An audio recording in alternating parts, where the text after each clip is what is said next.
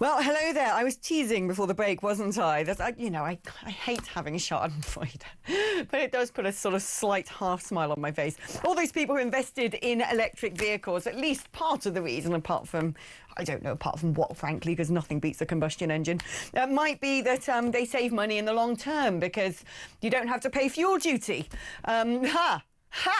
That was until Rachel Reeves came along, because apparently she's decided that it's not fair that only people with combustion engines are paying road taxes when electric vehicles are also using the roads. And so they're going to be faced with a pay per mile tax in the forthcoming budget, 3p per mile on top of other road taxes. Let's speak now to Andrew Montford, Director of Net Zero Watch. I mean, look, when it comes to this, Andrew, I sort of think, well, fair play. And I'm sorry if people listening have an electric vehicle and think, well, that's not okay because I deliberately bought a vehicle that doesn't pollute. The point is the road tax pays for the maintenance of our roads, and a lot of electric vehicles are far heavier than the standard combustion engined vehicle, are actually therefore responsible for a huge amount of the potholes. And also, without sort of sounding like an inverted snob Marxist, frankly, the people who have bought electric vehicles tend to be top of the food chain and can probably afford to pay more road tax than your average white van man. What do you think to this? Yeah, that's certainly true. I mean, the EVs are really just a toy for rich people, and this is what the government does. They try to incentivize people to take on these green technologies with subsidies and sort of cost reductions of various kinds, but eventually they have to take them away. So it's not just the EVs. You see this on the heat pumps as well. They'll give you a subsidy for putting in your first heat pump, so it doesn't look quite so much more expensive, but when you come to replace it, there's no more subsidy. So then you get hit with the full whack. So all these people who've been putting in heat pumps for the last 10 years or whatever are going to get a nasty surprise in 10 years' time when they come to replace it. This is sort of standard bait and switch sales technique, isn't it? It's going, this is really, really cheap. Come and take on the new green technologies, and then, did we say it was cheap? Surely not.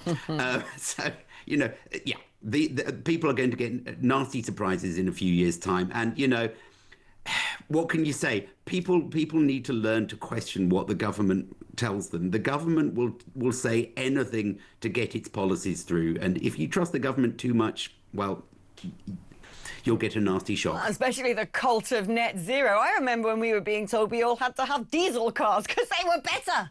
Do you remember that? The whole sort of, diesel, it's a much cleaner fuel. And then about, 2 seconds later, well, we've got to get rid of all the diesel cars because they're dreadful, they're carcinogenic. Frankly, EVs are a con. Stick with a combustion engine is my advice. Frank, as well, this whole idea that you're saving the planet, when you look at the amount of CO2 and emissions needed, and the use of sort of child slaves in all of the rare earth mineral mines in order to create one of these batteries. It's just, it's a load of baloney.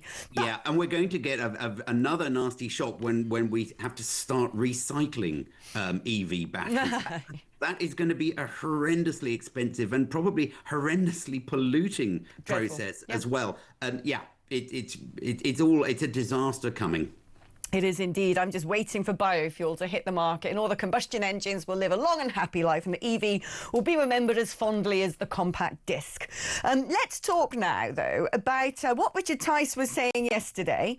He is playing down the idea that climate change is man-made, essentially suggesting it is garbage. I mean, that's a pretty unfashionable viewpoint these days, and it's almost sort of buying into a conspiracy that all the academic reports out there and articles in journals and all the university departments doing research are all in on some kind of secret plot. Yeah, I mean, I think it's probably reasonable to say that there has been a lot of hyping of this. But the thing that concerns me about this, I mean, this has come from, he said this yesterday, and he's been hit fairly hard by certain sectors of the media about it. And you get this sort of narrative policing. There are some views that you just must not air. And, this is not just, climate change. It's stuff like the rape gangs and the COVID jabs. You're just not allowed to question it. And if you do, then you're a conspiracy theorist or evil or in the pay of some dreadful industry. And this has to stop. This is really causing terrible issues for our society. What I've got to ask, because this is something that I don't know where I stand on this, quite frankly. I'm going to put myself as an agnostic. I've seen that brilliant documentary by Martin Durkin, which actually was challenged by various scientists, and there had to be corrections issued. But it did raise questions about the impact of man-made, the man-made impact on climate change, and sort of, you know, looking at the Earth's climate over a sustained period of time. It has had massive fluctuations. But then on the other side, I sort of think, well, look, there are so many departments now and scientists, whether they be geologists or meteorologists or biologists, who are all sort of going out there and using scientific equipment and spending a lot of money on getting empirical data, who are saying, no, there is something to see here. And that's the circle I can't square when people turn around and say, no, it's a load of garbage. Yeah, I mean, you are probably in quite a sensible position here. You know, there are scientists out there collecting data, and yes, it does look like the world is warming. But you know, on the other side of that, you can say, well, yes, it's warmed in the past as well. And you know, they say the warming is unprecedented, and I don't think that's true. You know, there was a period hundreds of thousands of years ago called the Younger Dryas, when they think it probably warmed by between 4 and 10 degrees in various places around the world in the space of a few decades, so much faster than with the warming we've seen today. So I think, you know, there are lots of arguments to be had here, and this comes back to the narrative policing point, doesn't it? You know. In science, you know, the narrative is being policed. You know, people who sort of go and question the narrative, they get into terrible trouble. You know, they are silenced, they have their funding taken away. And so, yeah, we're not hearing the whole story. And that is what our society has to correct. You know, this is the poison. Really, and it's surely, it's important to understand the full story if we're going to know how best to tackle whatever might be going on. Do you know, it's interesting, as she puts a grape in her mouth. I was, when reading up about this and the sort of climactical changes that have happened in the world over the course of various centuries, I found out that in the sort of Renaissance period, there were vineyards all around London. So warm was it back then.